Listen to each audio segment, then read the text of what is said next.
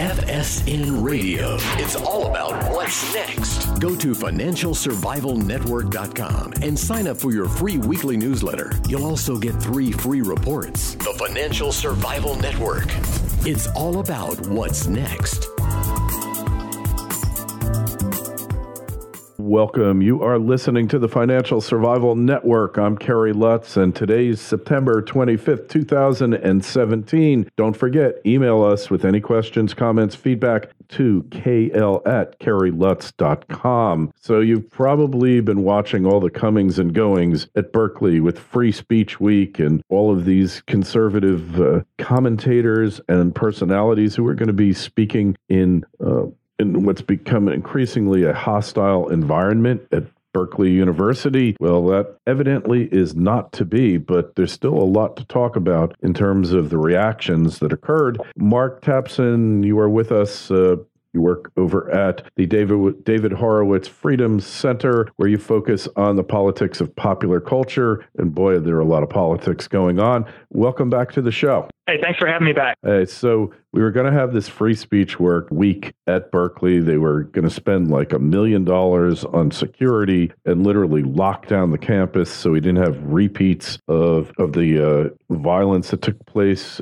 during Milos Yianopolis's aborted appearance and others. And looks like it's not to be. Yeah, it was scheduled for September 24th, yesterday, through the 27th, and it was being put on by a Berkeley conservative student paper, and apparently they had to cancel the event because, as they put it, as the hosting group put it, the administration just simply put up too many roadblocks for this thing to go forward safely, and so they had to just cancel it. It kind of fell apart internally, I suppose. Some speakers pulled out because there wasn't going to be enough safety, and or there was some confusion about whether it was even going forward. So it just sort of imploded, I guess you could say.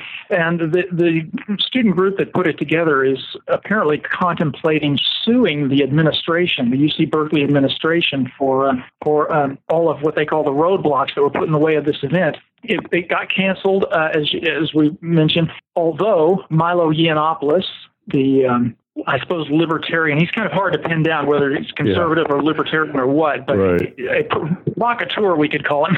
Yeah, a right-wing provocateur. He still showed up. He showed up on his own, although Milo kind of goes everywhere with an entourage, but he did show up with some security, and he was there for about 30 minutes on the UC Berkeley campus before they had to whisk him away to safety because apparently a lot of far leftists leaped over some barricades, and the security was starting to fall apart very quickly, and it got kind of dangerous, so they had to get Milo out of there. So Milo did show up for 30 minutes, and that was the extent of Free Speech Week at UC Berkeley, which once was known as the home of the free speech movement, ironically. Maybe they should call it the Free Speech Coffee Break. Yeah.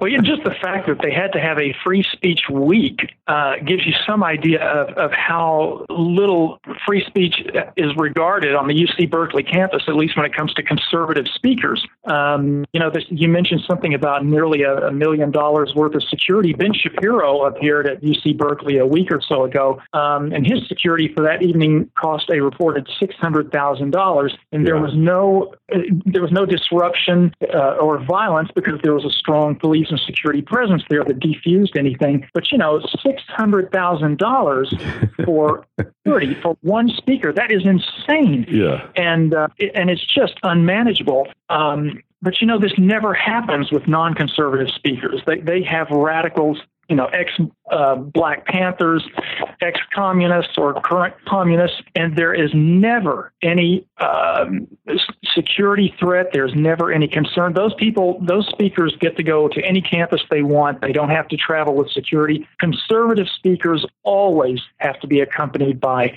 security on campus, and it's kind of an alarming state of affairs for free speech proponents. Yeah, alarming to say the least. So Berkeley, though, they seem to be willing to take the actions necessary to have these conservative speakers, or are they just doing it in name only and not really sincere about it? Well, of course, the Berkeley administration says that they did everything they could, that they don't, that they don't consider the ideological perspective of the speaker in terms of whether or not to accept the speaker on campus. There is some confusion at this point. I guess it may all come out if there is a lawsuit, but there's some confusion about who's responsible for what. But to get back for a moment to Ben Shapiro's appearance, I mean, the fact that $600,000 worth of security was required for Shapiro gives you some idea of the roadblock that the hosting group had to overcome in order to get these speakers there. So the administration may have been willing to let all this go forward, but the threats of violence, the opposition of Berkeley faculty and students essentially served as kind of a heckler's veto for the entire event. And so it's unclear how pleased the administration may or may not be about this, but maybe more information will come to light as things go on.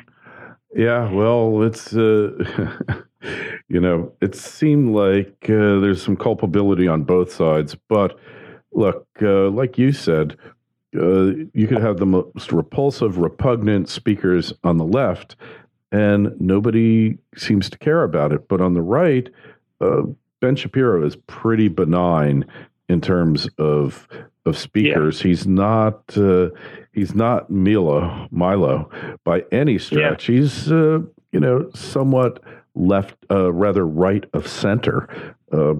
He just isn't really a controversial character. So to need that much security for one guy who really, under any stretch, is not, quote unquote, objectionable, you got to wonder what the heck is going on in America's campuses here, Mark, Well, yeah, the left, and of course campuses, in terms of both faculty and students, lean left, especially among the faculty administration, they lean heavily left. You think? And the left just simply does not want to let these conservative speakers speak at all. That's why they're demonized so heavily as fascists and Nazis and all this. It's crazy. I mean, Ben Shapiro is Jewish. To call him a neo-Nazi or white supremacist or a fascist is just beyond absurd. But these conservative speakers, no matter how benign, as you put it, are simply demonized as not worth listening to, and their ideas as being beyond the pale and even literal violence. I mean, the far left has kind of redefined violence to include quote unquote hate speech. And that way they can redefine their own violence as self-defense. So that's how, in terms of the far left, how the far left sees these things, that's how it works. That's how they justify violent disruptions of conservative speakers. They say they're defending the community against these repulsive white supremacists and their hate speech. Yeah, like the community needed any defending in the first place, and yet this is what they've done. So going forward, what's going to happen with these colleges? What's happening on the campus there with so-called objectionable speakers? Are they going to back off, or are they going to double down? Well, that's a good question. I mean, I think you're going to see, I'm hoping that we're going to see some backlash against all of this this repression of free speech. I think there are a lot of students on campus who, even if they do lean left, they want to hear what these speakers have to say. They want to hear it for themselves in person, and they don't simply want to dismiss it as hate speech. So that's a good sign. On the other hand, there was a poll put out a week or so ago from UCLA, which noted that a full 44% of college students believe that, quote unquote, hate speech is not protected by the First Amendment. And now that is nearly half of all college students who have this misunderstanding about free speech and hate speech. They think that speech that is offensive is not covered under the First Amendment. So and of course, that's what the First Amendment is designed to cover, is speech that might offend. Speech that doesn't offend doesn't need protecting. Yeah. So the fact that nearly half of college students believe that free speech does not include speech that they find hateful or objectionable, that's very alarming. Mm-hmm. So, it's something of a free speech crisis on our campuses, and I hope that we're going to see some pushback against that and some more conversation about it, so that at least people who are open-minded enough can begin to see the light. Yeah, well, I'm with you. It just seems these college campuses, I mean, they're supposed to be institutions of higher learning. You're supposed to have a free and open exchange of ideas, which furthers the debate and further spurs additional thinking. And all they want to do, Mark, is become echo chambers for the left. Yes. How does society profit from that? Well, society doesn't profit from it. That's exactly right. That's the problem, is what were once called institutions of higher learning are really now more like institutions of indoctrination. And that's bad for society. It's bad for America. And we need to see some balance. I mean, I'm not sure that we're going to see that at colleges anymore. So that kind of leftist thinking is so deeply entrenched in college campuses among the faculty and administration that I'm not sure we're going to see it change for quite a while. So it's something something that conservatives have to be aware of and have to fight hard against. My boss, David Horowitz at the Horowitz Freedom Center, is pretty active on college campuses in terms of trying to pressure schools to take the politics out of the classroom, not to insert conservative politics or conservative professors, but simply remove political indoctrination of any stripe altogether from colleges. But that's not making a lot of headway. Well, this is a great point that you raise. I'm a kind of a branding consultant, and colleges are just brands. Same with the NFL is just a brand. The sports leagues are brands. So, but their purpose isn't to deliver political discussion or content, as we'd call it on the web, right? Their purpose is to deliver entertainment, or in the case of colleges, knowledge, or the ability to provide an environment in which younger minds can develop, become critical thinkers. So once you start with an agenda, you damage your brand. And granted, maybe the Ivy Leagues will have unlimited numbers of people from around the world who want to go shell out $65,000, $70,000 a year for a college education. But the lesser colleges are going to take a hit. Eventually, the conservative people are going to just say, I won't go there. And this is really bad PR for them. And they're getting away from their mission, just like the NFL. So it's in their own interest not to embark on these witch hunts and these leftist echo chamber techniques. That's absolutely right, and we are already seeing that backlash. The NFL's ratings are plunging, and ESPN, which has become very political, their ratings are plunging. Some of the lesser colleges, like you mentioned, the Evergreen State, for example, they're taking a major hit in terms of people not wanting to attend them anymore, because they've become, some of them, like Evergreen State, for example, have become just so radicalized that they are repelling any potential students. So you're right. They're already starting to take a hit. They've got to get their act together. Especially in the universities, they've got to stop teaching students. They've got to start teaching students how to think and not what to think, which is the original, just in theory, the mission of the university. Yeah, this is the purpose. The purpose of education. So at some point, like University of Missouri has seen their attendance applications really crater and down to 2008 levels. So how's that working out for them, right?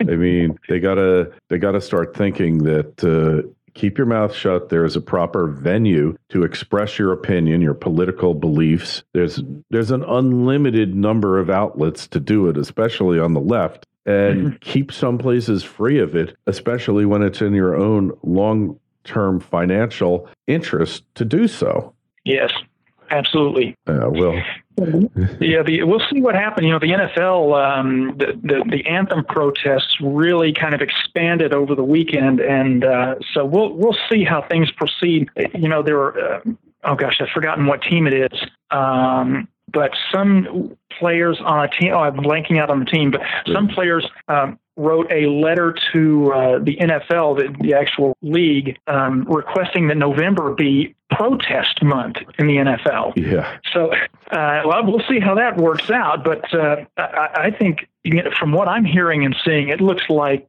people are just fleeing from watching the NFL anymore, and that's they're going to take a hit over that. Oh, for sure. I mean, why do you watch football? Do you watch football for political commentary and debate, or for entertainment and to root your team on? Which is which here? What's the purpose? Yeah, politics is a religion for the left, and they want it to sort of infiltrate every aspect of everyone's life. And conservatives generally don't want politics to be, conservatives would just like to get politics aside and go on with their lives. But the left is determined to make everyone care about their social justice issues, and so they force politics into every aspect of everyone's life. And I am hoping that that's going to get a major pushback from Americans who are sick of that. Yeah, absolutely. And I think it's the beginnings of it. And, it's like, why do you want to be subjected to this? If it's not, I'm not thinking if I want political commentary that I'm going to watch a football game. It's just not where I would think to go. And yet we've got way too much of it. And it's spilled over into everything else. And it's going to cost not just the NFL, but more importantly, it's going to cost the media, the mainstream media, billions of dollars in lost ad revenue and having to make up what they've missed, their promised targets for viewership. It's going to cost them billions. And maybe that's part of Trump's strategy is I'm going to attack the NFL, and the real party that gets injured by my attacks is going to be the media, and it's going to further weaken my adversary and enable me to eventually prevail. Yes, and I think that's probably the primary reason that Donald Trump is in the White House. He was a presidential candidate who actually fought back, and as opposed to sort of playing by the Marquis of Queensberry rules, and Americans really responded to that. They wanted a fighter who would stand up to the media and stand up to Hollywood and call them out on their bias. And so Trump knows very well how to play that and how to push back against the left in a way that the left has never had to deal with before. So that he's kind of he's really confounding mainstream media. He's confounding Hollywood and driving them out of their minds. And you can see that in their extreme reaction to Trump in office. They've just flipped their lids over this guy because they've never had to deal with a president who openly tweets them, and mostly via Twitter, and Americans, the Americans in the so-called flyover states are eating it up because we haven't had a voice. The left controls the culture. They control all the institutions of culture. They control the entertainment arena, the news media, academia. So it's nice to have a man in the White House who knows how to call them out on their BS. Yeah, and he's doing it, and I think there's an ulterior motive to damage hit them in the pocketbook. They understand that, the media. So, the news, that actually is a suitable venue for politics, but not with a bias that's disclaimed by the mainstream media. They claim, we have no agenda. We're just telling the facts as we see them. And everyone knows that's a lie. So, but once you start getting it into all these entertainment venues, look at Hollywood, right? This is the worst summer on record for Hollywood. They're tanking. And a lot of it has to do with these agenda-driven movies and people, your average Joe Sixpack and Jane, six-pack, just having enough of it and just saying, hey, we're turning you off, or I'll wait till it comes on free TV to watch it, and then I can record it and zip through the parts I don't like. And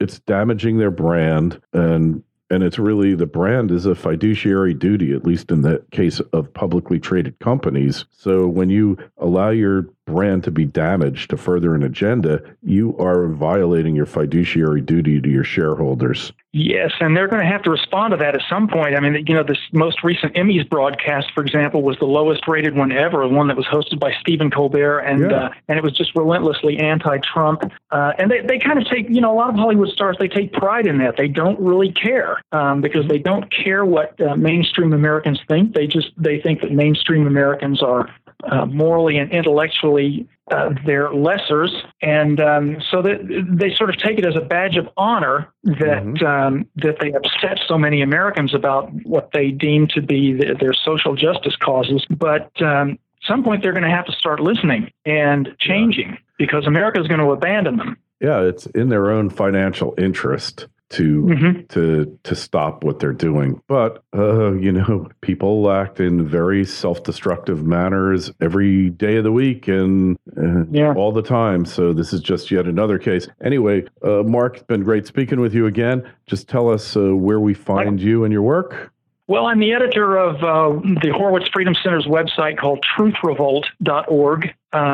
So you can check us out there, or also the Freedom Center has a kind of a long-form commentary site called frontpagemag.com. Sure. So that's probably the best place to go. And we'll have a link to it in the show notes. And hey, again, questions, comments for Mark, myself, email us at kl@kerrylutz.com. The Twitter feed's at Kerry Lutz, and the Facebook page is Financial Survival Network. Mark, we'll talk to you again real soon. Thanks so much for coming on. Great. Thanks for having me again.